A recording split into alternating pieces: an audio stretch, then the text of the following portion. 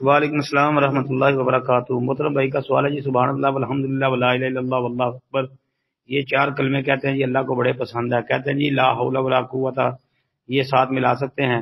محترم بھائی ویسے لا حول ولا قوت الا باللہ یہ پڑھیں، دیگر اذکار دعائیں وہ پڑھیں جی، ان کا پڑھنا وہ تو درست ہے۔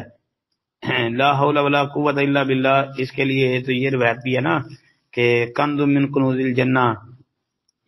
تو باقی یہ چار کلمے جو ہیں، یہ ایک حدیث ہے مسلم شریف کے اندر اور کئی کتابوں میں کہ نبی صلی اللہ علیہ وسلم نے فرمایا کہ اللہ کو سب سے زیادہ جو محبوب کلمات ہیں وہ چار ہیں، وہ یہ ہیں، اور ان کو پڑھنا جی، اور پڑھیں، اور اگر ترتیب نہ بھی رہے، مطلب آگے پیچھے بھی ہو جائیں، سبحان اللہ والحمدللہ ولا الہ الا اللہ واللہ اکبر، تو سبحان اللہ کی بجائے پہلے الحمدللہ پڑھ لیں یا اللہ اکبر پہلے پڑھ لیں، ترتیب جس طرح بھی ہو جائے، کوئی حرج والی بات نہیں۔ السلام علیکم ورحمۃ اللہ۔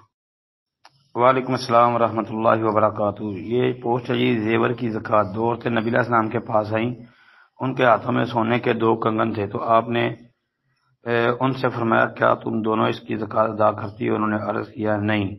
تو نبی علیہ السلام نے ان سے فرمایا کیا تم پسند کرو گی کہ اللہ تم دونوں کو آگ کے 2 کنگن پہنائے؟ انہوں نے عرض کیا نہیں۔ آپ علیہ السلام نے فرمایا تو تم دونوں ان کی زکوٰۃ ادا کرو۔ ترمذی۔ مطلب ترمذی والی سند میں تو تھوڑا سا کلام ہے، ایک بات۔ دوسری بات، بعض علماء کا خیال یہ ہے کہ زیورات پر زکوٰۃ کی حوالے سے جو روایتیں پیش کی جاتی ہیں ان میں کوئی بھی صحیح نہیں ہے۔ بعض دوسرے علماء محققین کہتے ہیں کہ